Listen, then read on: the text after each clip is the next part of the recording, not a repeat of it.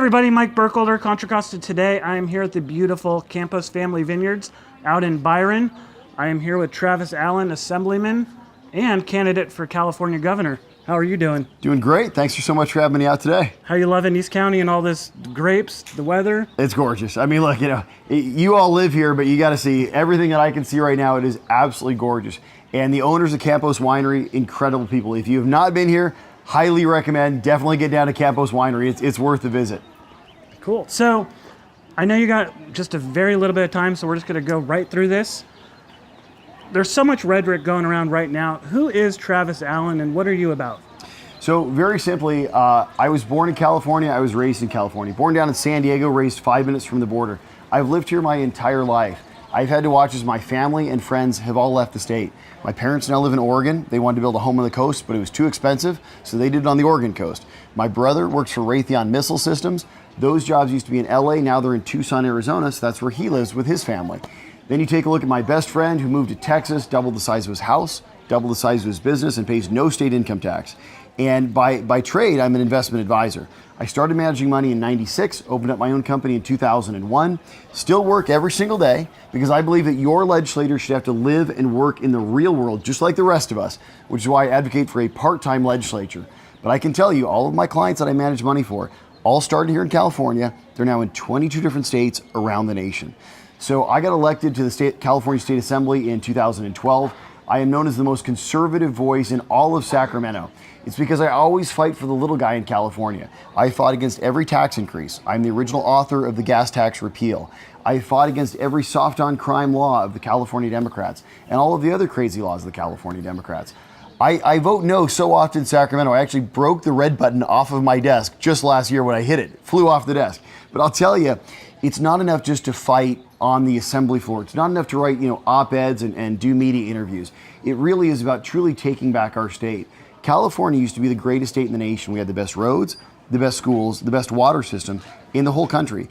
Now, because the California Democrats have run our legislature for 39 of the last 40 years, they've completely controlled it every year but one.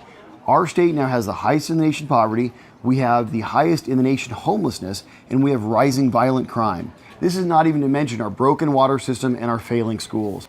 So I realize the only way that I can truly take back California and make it a state where my friends and family can come back to, where your friends and family can come back to, where we can actually have our companies grow here and stay right here in California, is to take that top spot as the next governor of the state of California. And that's exactly what we're gonna do. Sure. And so one of the biggest issues in East Contra Costa County and basically Northern California is the Delta. Yes. And the governor wants to build these twin tunnels and send water down south. What are your thoughts on that? It's never going to happen. Look, I've always been very clear. I'm against the Delta tunnels. They're far too expensive. It's not the right idea. They will never be built when I'm your governor of the state of California.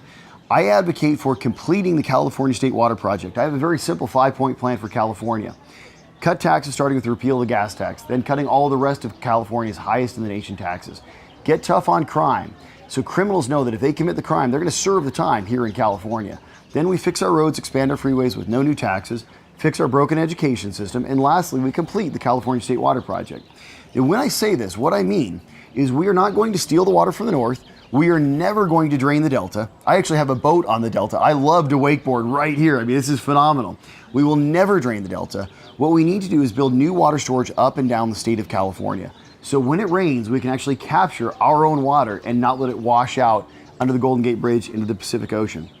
This means projects like Temperance Flats, Sites Reservoir, Raising Shasta Dam, Los Vaqueros Dam, and up and down the state actually building water storage so when it rains we can store our water. But it's very important to know, and I'm actually doing an event right here at this winery we stand at right now. I'm doing an event this Friday. It's May 18th at 5:30. If you're free, come on down. Learn more on my Facebook page at Join Travis Allen. But we are going to talk specifically about how these Delta tunnels will never get built. They are not the right answer for California. They are far too expensive. What we really need is new water storage, not to drain the Delta. So back to the Delta for a second. You mentioned you do wakeboarding. What tricks can you do? Well, can you do any flips? I can't do a flip. I'm great at the wake. I'm actually better, heel side than toe side. But, I'm a water guy. So I grew up, in the water, Southern California. I'm a big surfer. I'm in the Guinness Book of World Records for riding on the biggest surfboard ever built with the most number of people. Nice. We had 66 people on one surfboard in Huntington Beach. It was phenomenal. But, I spent so much time in Sacramento. There's no waves in Sacramento, but we got this great river. So I have a boat, and as often as I can, I'm out in the water. And I'll tell you, for any of our East Bay folks, if I'm out here and I got extra time and you guys got a boat, let's go out, let's go get wet, because it's going to start to get hot over here. And this is another reason why we want to preserve the Delta, right? Not only is it our water and our agriculture, it's our fun. I mean, this is the way of life here. And we're not going to let anybody in Sacramento or San Francisco tell us that we got to drain the Delta. We are going to preserve the Delta. So on day one, if you get in office, you've vowed to repeal the sanctuary state. Yes. Why is that priority number one?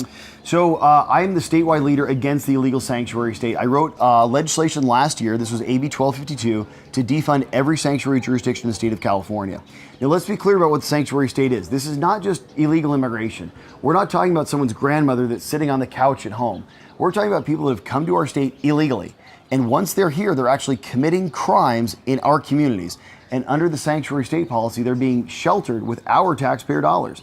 This is wrong. It's dangerous, it's illegal, it's unconstitutional. And I vowed as the next governor of the state of California, in my first 100 days in office, I will gather the signatures to call a special election to put it before the people of California to reverse the illegal sanctuary state. And there's actually more to say on this, because in January of this year, I was on Fox News, on national news. I called out for Donald Trump and Jeff Sessions to come to California and sue California over this illegal sanctuary state. I'm very happy to report that that's exactly what they just did. Further, you may have heard that a lot of cities are opting out of the illegal sanctuary state. Your sheriff, by the way, of Contra, Costa, great guy. Great guy. Livingston is now posting the release dates of all the criminals as they get out of jail. So ICE can come, and anybody that's actually a criminal that is being released that shouldn't be here in the state, they will get picked up before they ever enter our communities. And this is phenomenal. But this movement to opt out of legal sanctuary state started in my district, in my cities in Orange County. It started out with the city of Los Alamitos. Now it's grown to Huntington Beach, Westminster, Fountain Valley, the county of Orange, now the county of San Diego, and then up here even in Contra Costa. So this movement is grown. It's on fire across the entire state because Californians want to be safe. Yep. We want to follow the Constitution. And there's no reason that for the people that have come here illegally, that are committing crimes while they're here, there's no reason we should be sheltering them with our taxpayer dollars. And so one thing that I think is really interesting to me is during debates and during the rhetoric is they make fun of more illegals come here in airplanes, so you don't need to build a wall. You're not allowed to mention Kate Steinle, but they're allowed to do it. Why do the rules not apply to you, or them, but they apply to you? Listen, the California Democrats are completely out of control, and I think you see that here. You understand that the policies the Democrats have put into place over the last 40 years have destroyed our state. We used to have the best of everything. Now we lead the state in poverty, homelessness, and bad education. And I didn't even start to mention bad roads and a terrible water system. So they want to try to tell us that there's no way a Republican can win. There's no way you can talk about common sense. We simply have to talk about these far left liberal ideas coming out of San Francisco. That is entirely wrong. Let's be very clear. The reason that Kate Steinle is not with us today is because of the illegal sanctuary state policies of Gavin Newsom and the California Democrats. And likewise, all of these issues that they want to talk about, the Democrats have left their own party far behind. So I'm sure that we all know lots of Democrats, right? They're in our families, which is why Christmas is so much fun. And we know that a lot of these are just very good, sensible people, but they don't even agree with what the California Democrat Party is now advocating for our state. So this is why it's so important to get out there and actually vote right now and understand that we can and will take back California. I'll leave you with one number. In 2014, Jerry Brown was elected with 4.3 million votes. In 2016, Donald Trump just got 4.4 million votes in California. I am the only candidate in the entire race that actually voted for and supported the Republican nominee for president, Donald Trump, and proudly so. I'll tell you right now, all we got to do is turn out the Trump voters and the disaffected Democrats. Travis Allen be your next governor of the state of California. And we actually have an audience today. So how important is it to you that, and it should be important to everybody in California, that you have a governor that actually supports and works with the president? I think it's extremely important. Listen, they have 32 lawsuits in California pending against the White House. Gavin Newsom, Jerry Brown, all of them make it their habit to be the quote-unquote resistance against Donald Trump. This makes absolutely no sense to me whatsoever. California is a state of 39 million people, and I think it's very clear that it's incumbent on the next governor of the state of California to have the best possible relationship with the White House for the benefit of every single Californian.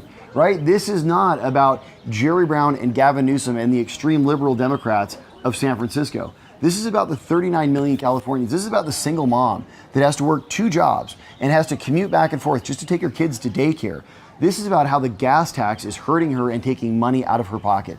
This is about how California's high taxes are creating the nation's highest poverty rate. This is about the homelessness that is rampant everywhere. Look, on the streets of San Francisco, you have 22,000 intravenous drug users every single day on their streets. It's so bad there's maps of human waste so you know which streets you can walk on and which streets you should avoid.